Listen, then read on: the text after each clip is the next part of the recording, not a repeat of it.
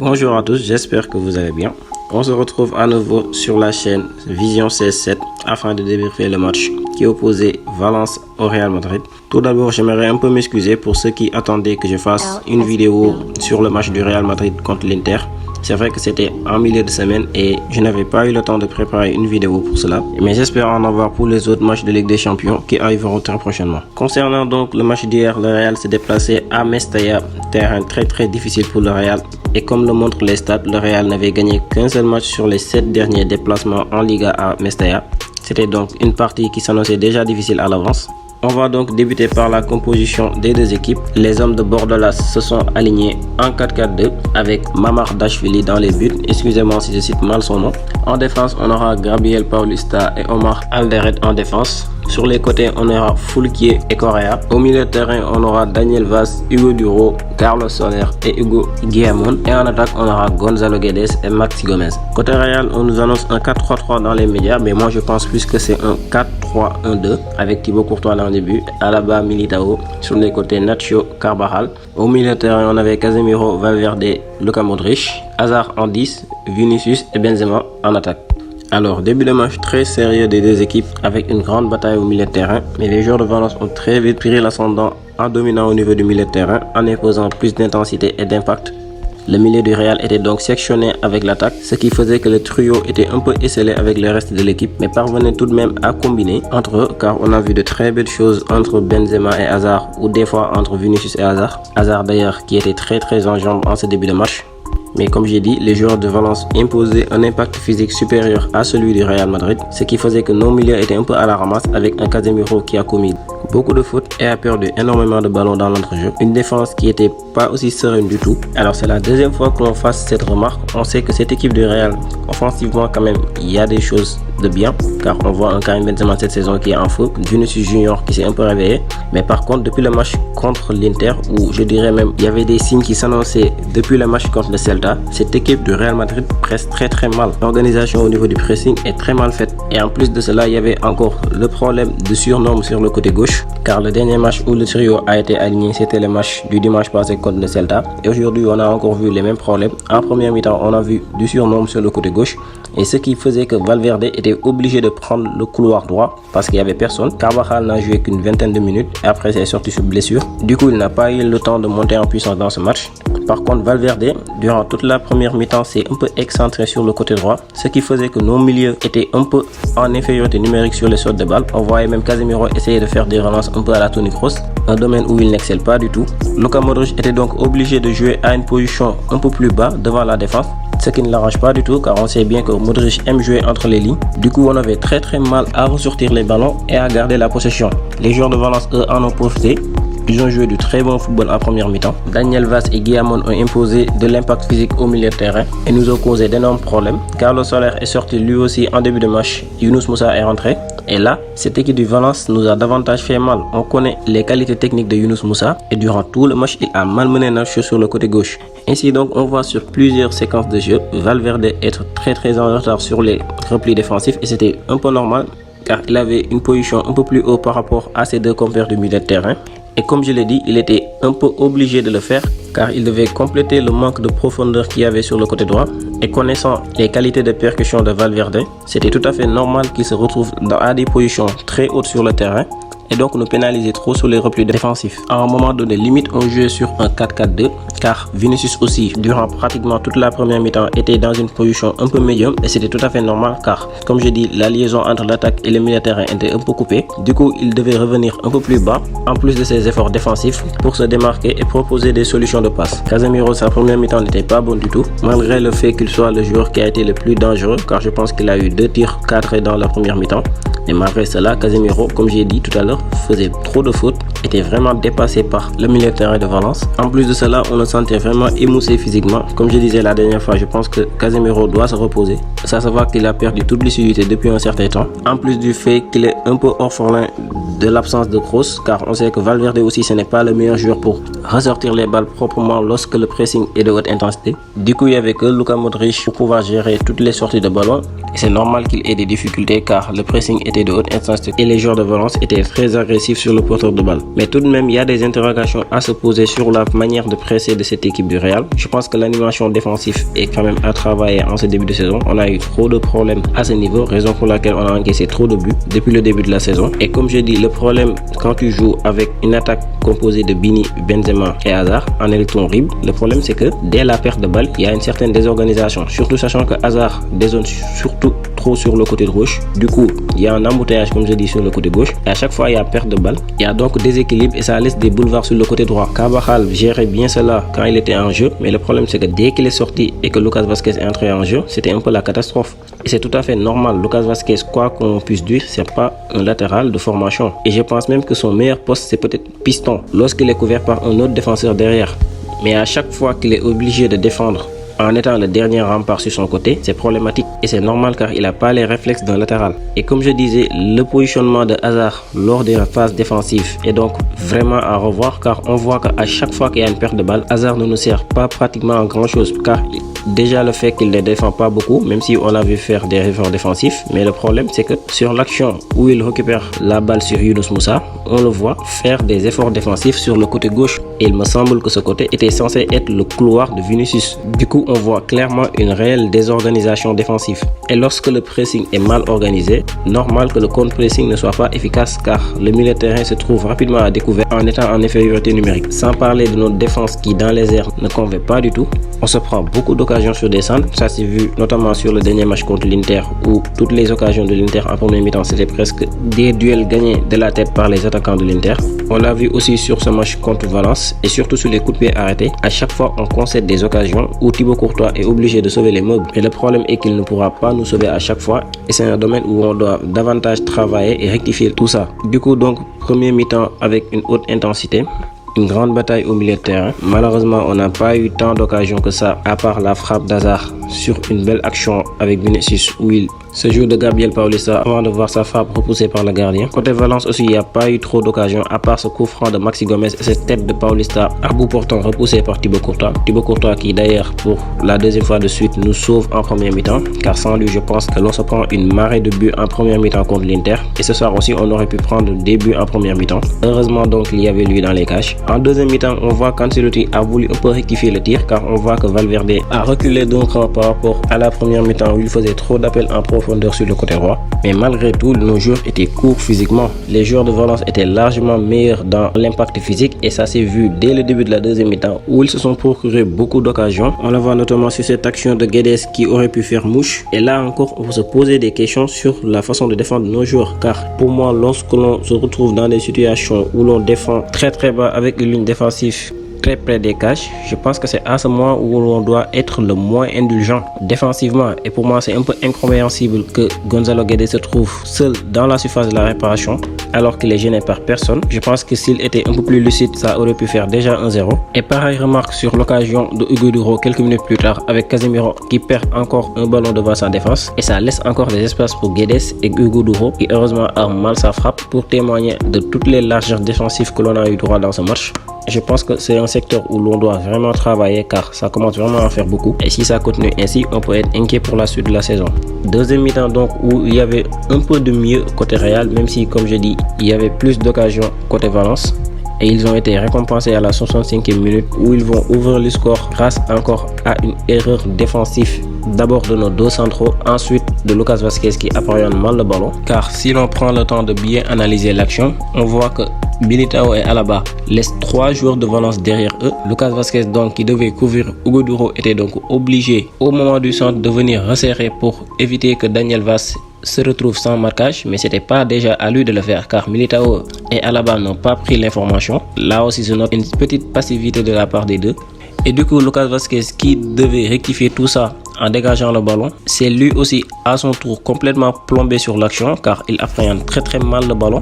Je n'ai pas compris d'ailleurs ce qu'il voulait faire et donc le ballon va retomber sur sa tête avant de retomber sur Hugo Duro tout seul au deuxième poteau qui arme bien sa frappe croisée. Courtois est battu 1-0 donc pour Valence.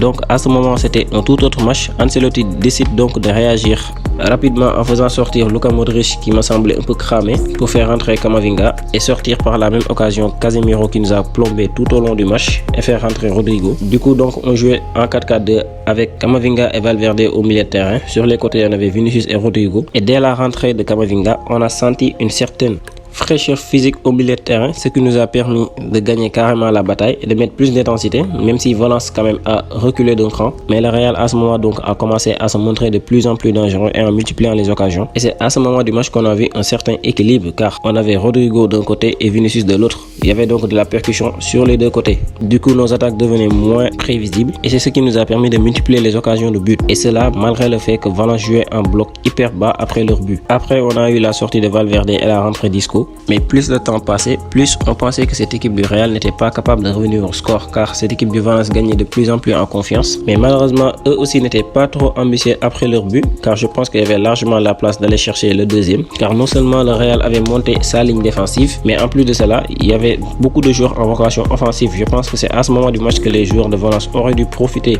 sur les situations de contre ou même pourquoi pas presser au niveau du milieu de terrain, récupérer les seconds ballons et aller chercher le deuxième but. Malheureusement, ils ont joué à un football plutôt vicieux en essayant de gagner du temps en grappillant quelques minutes sur les fautes et tout cela et finalement ils se sont pris dans leur propre piège car le Real va quand même réussir à égaliser sur une très belle action où Rodrigo trouve Benzema dans la surface. Rodrigo qui d'ailleurs a une très belle qualité de centre des deux pieds en plus. Il trouve donc Benzema qui contrôle le ballon de la cuisse et oriente bien son ballon. Là aussi, on voit que la défense de Valence répète les mêmes erreurs que ceux du Real, car on voit 3 joueurs de Valence dans la surface de réparation qui ne prennent ni Benzema en marquage ni Jovic, qui était donc un peu libre derrière eux. Et dès que Benzema contrôle le ballon, Foulquier qui devait s'occuper du cas Vinicius était donc lui aussi obligé de venir resserrer un peu les lignes. Karim joue bien le coup sur son orienté car il élimine Foulquier du coup. Younous Moussa n'ayant pas suivi le marquage laisse donc Vinicius tout seul derrière. Benzema qui le sert parfaitement dans l'espace. Vinicius qui frappe en première intention. Le ballon est contré par Foulquier mais finit au fond des filets. 1-1 pour le Real. Mais les Madrilènes vont aller chercher la victoire en poussant encore un peu plus cette équipe de Valence dans leur zone et en se procurant encore d'autres occasions. Et quelques secondes après l'égalisation, Vinicius trouve Benzema parfaitement sur un centre très bien dosé. Le Français donc réussit à marquer de l'épaule. 2-1 donc pour le Real, en espérant que cela serve de leçon à cette équipe de Valence. Car à force de reculer et de concéder des occasions, on finit naturellement par prendre des buts. Et ils peuvent avoir des regrets car on sait que pendant les 65 premières minutes, c'était eux qui proposaient mieux et qui dominaient largement cette équipe du Real. Malheureusement, ils se sont contentés de score de 1-0 et ont voulu le préserver, ce qui n'a pas marché car ils perdent le match en toute fin de partie et c'est vraiment regrettable pour eux. Côté Real, on s'est fait très peur et je pense que ce match, on devait le perdre car on jouait trop avec le feu. Déjà, la composition d'Ancelotti, on comprend toujours pas pourquoi Nacho continue de jouer comme latéral gauche et en plus de cela, tactiquement, Ancelotti a carrément raté sa première mi-temps. Sans parler des joueurs qui étaient cramés au niveau du milieu de terrain, on a failli donc perdre des points à Mestea et ça aurait été pas une bonne chose pour la dynamique du groupe. Donc rapidement, avant de parler du coaching de Ancelotti, on va donc noter les joueurs brièvement. Courtois, on lui donne une note de 7,50. Encore présent dans les grands matchs, très bon dans les airs et sur ses sorties. Il a été convaincant tout au long du match. Militao, je lui donne 4,50. Pour la première fois de la saison, il rate un peu son match. Pour moi, il n'a pas été convaincant dans ce match du tout. Il a perdu beaucoup de duels aériens, sans parler du fait qu'il n'aide pas du tout le Real à la relance. Alaba, je lui donnerai 5. Il est responsable avec Militao sur le premier but, mais contrairement à Militao, lui, il propose davantage offensivement. Il a une belle qualité de relance et sa capacité de projection nous a vraiment aidé en fin de match. Carvajal, je ne vais pas pouvoir le noter car il a joué que 25 minutes. Lucas Vazquez, lui, 7-4. Défensivement, il a été dépassé. Offensivement aussi, il a fait des choses où vraiment on ne comprend pas ce qu'il voulait faire carrément. Il a gâché trop d'actions offensivement et n'a pas beaucoup amené offensivement sur son côté droit. Nacho, c'est du 3. Vraiment, lui, c'est le point noir de cette équipe d'Ancelotti depuis un certain temps. Déjà, on ne comprend pas pourquoi il est titularisé en tant que latéral gauche vu qu'il n'aide pas du tout Vinicius.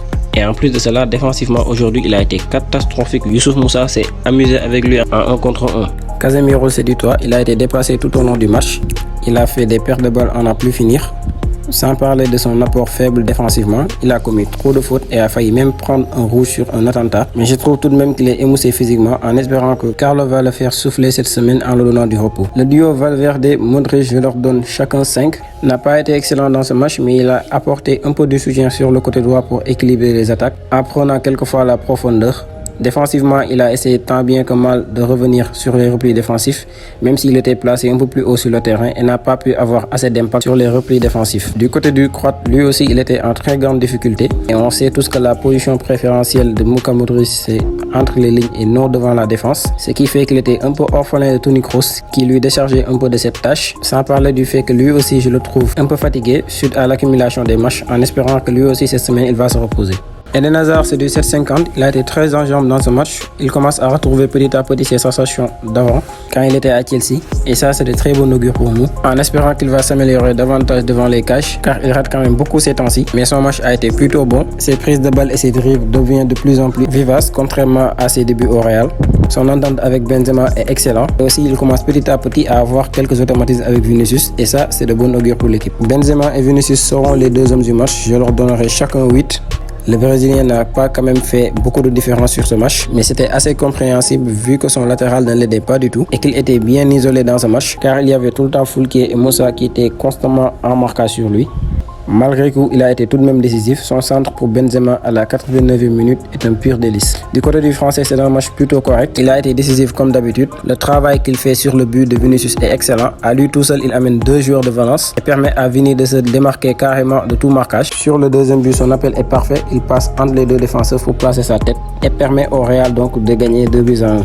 Ils sont donc tous les deux dans la continuité de leur bon début de saison, en espérant que ça va continuer ainsi pour longtemps. Du côté des remplaçants, j'ai bien aimé la rentrée de Camavinga qui a apporté beaucoup de bien à l'équipe en amenant de la fraîcheur physique et surtout de la percussion. Même si à ce moment du match, le milieu du Valence était un peu reculé, mais n'empêche, il a été très important dans ce fin de match et il gagne de plus en plus confiance dans l'équipe. On espère tout de même le voir titulaire le mercredi en voyant ce que ça va donner. La rentrée de Rodrigo aussi a été très utile. Il a amené de l'équilibre sur le côté droit et de la percussion. Ce qui fait que nos attaques devenaient de moins en moins prévisibles. Car si vous voyez bien, même sur l'ouverture du score, la balle part de la droite vers la gauche sur un centre de Rodrigo. Et ces genres d'action, on ne l'avait pas en première mi-temps car il y avait tout le temps du surnombre sur le côté gauche. Et la défense de Valence n'était pas très mise en danger car il n'y avait pas d'imprévisibilité dans les attaques. Il a même failli marquer, mais malheureusement sa frappe était passée à côté. L'entrée de Jovic était plutôt timide. Il ne s'est pas mis en valeur même s'il a apporté quand même du surnombre dans la surface de réparation. Pareil pour Isco qui n'a pas lui aussi été très en vue dans les 10 minutes qu'il a joué. Bon, parlons du coaching maintenant. Je pense que Carlo sur ce match s'est carrément plombé. Je pense qu'il a failli être le responsable de notre défaite si on perdait ce match car je ne peux pas comprendre déjà le fait que Nacho soit titularisé pour la deuxième fois de suite sur le côté gauche. Contre l'Inter c'était pareil et sur ce match peut-être on pourrait dire qu'il était correct mais celui-ci il a carrément pris le bouillon parce que j'essaie de me mettre dans la tête de Carlo. Peut-être que je me dis que s'il met Nacho sur le côté gauche c'est parce qu'il veut éviter en fait ce surnombre sur les phases offensives, sachant que Miguel Guterres est un joueur qui prend constamment la profondeur, qui fait des appels et des dédoublements. On avait vu que ça n'avait pas trop payé contre le Celta, contre le Betis aussi. On avait vu qu'en deuxième mi-temps, Ancelotti lui avait donné des consignes, à savoir de limiter ses montées. Mais je me dis que tout ça, en fait, c'est dû au déséquilibre qu'il y a en attaque. Je pense que le trio Benzema, Vini, Hazard, c'est le trio que l'on aimerait tous voir. Mais le problème, c'est qu'il faut qu'on trouve la bonne solution, la bonne formule pour que les trois puissent jouer ensemble sans qu'il y ait une doublure de poste ou que 2 des 3 se marchent dessus. Et c'est valable aussi pour l'animation défensive, car on a bien constaté que le Real a des problèmes là-dessus. Notre core pressing est pour le moins efficace car le trio d'attaque ne presse pas très bien. Le pressing est très mal organisé, ce qui fait qu'à chaque fois qu'on passe le premier rideau, en fait c'est mort parce que le milieu de terrain était souvent en infériorité numérique. Et comme j'ai dit, le choix de mettre Nacho sur le côté gauche n'était pas trop payant car Nacho aujourd'hui durant tout le match il s'est fait manger par Yunus Moussa, donc défensivement il n'a pas tenu, offensivement il n'a pas apporté grand chose. Du coup sa titularisation devient un peu inutile pour moi. Moi je pense qu'il devrait plus donner confiance à Miguel Guterres et en essayant de travailler avec lui sur ses replis défensifs. Après, comme j'ai dit, offensivement, il va falloir que l'on règle ce problème au niveau du pressing. Lors des derniers matchs, on voyait que l'équipe pressait en 4-3-3, mais le match d'hier, on voyait que c'était du 4-4-2. Mais malgré cela, ça ne réglait pas du tout le problème car la mobilité qu'il existe entre les 3 attaquants complique la chose. Du coup, à chaque fois qu'il y a perte de balle, personne ne sait où se placer car c'est le désordre total. Et ça, nos milieux en souffrent car c'est à eux maintenant de compenser tout ce travail défensif. Et ça, physiquement, c'est usant et c'est pas bénéfique pour l'équipe. Donc comme je dis, Carlo doit trouver la bonne formule sur les phases défensives, sur l'animation défensive et aussi l'animation offensive car le côté droit est tout le temps laissé en rade. Du coup, il y a déséquilibre et cela fait que nos attaques deviennent très prévisibles car tous les attaques passeront sur le côté gauche. Après, au niveau aussi de gestion de l'effectif, je pense que certains joueurs comme Modric, Kroos méritent du repos. Des joueurs comme Rodrigo, je pense qu'ils doivent avoir plus de temps de jeu. De même que des joueurs comme Antonio Blanco qui pourraient nous être très utiles sur les sorties de balles et sur la relance au niveau du milieu de terrain. Surtout lorsqu'on joue face à des équipes qui pressent très haut avec une grosse intensité. Certes, Antonio n'a pas encore toute cette expérience, mais je pense qu'au fur et à mesure qu'il joue ce genre de match, ainsi il va acquérir de l'expérience et ça peut faire de lui un taulier dans l'équipe. En espérant que Carlo fera tourner l'effectif au complet ce mercredi, en faisant reposer des joueurs comme Modric, Kroos et même Benzema. En espérant aussi que Rodrigo va avoir plus de temps de jeu, de même que Marco Asensio, car sa rentrée contre le Real Betis, moi, a marqué mon esprit. Marco est un joueur pour moi, tout comme Hazard, doit jouer dans l'axe du jeu et pas sur le côté. Et c'est là où l'on pourrait profiter au max de leurs compétences. Au niveau de la défense aussi, il y a vraiment du travail à faire. Comme j'ai dit, sur les balles arrêtées, l'équipe se fait tout le temps prendre et on concède trop d'occasions là-dessus, sans parler des alignements défensifs et les largesses dont cette défense fait preuve depuis le début de la saison. Tout de même, il n'y a pas eu que du négatif dans son coaching, car même si elle a été un peu tardif, car pour moi, dès le début de la deuxième période, certains joueurs auraient dû sortir, comme Casemiro exemple, mais quand même, il a fait les bons changements. Les rentrées de Camavinga et les rentrées de Jovic, comme j'ai dit, même s'il n'a pas été très en vue dans ce match, mais au moins a créé du surnom dans la surface de réparation, et on l'a vu sur le premier but, sans parler de la rentrée de Rodrigo. Et c'est ces changements même qui ont sauvé son match, car sans ça, je pense qu'on perd facilement ce match. Mais en gros, c'est une très belle victoire. C'était face à un concurrent direct, car Valence était sur le podium. S'il gagnait ce match, il allait passer devant. Heureusement pour nous qu'on a remporté ce match, et ça fait du bien pour le mental de l'équipe, et surtout pour la pression que l'on va exercer sur nos concurrents, tels que l'Atlético ou le Barça. Donc c'était tout pour aujourd'hui. On se retrouve donc très vite pour une autre vidéo du Real. D'ici là, passez une excellente semaine, et à très vite.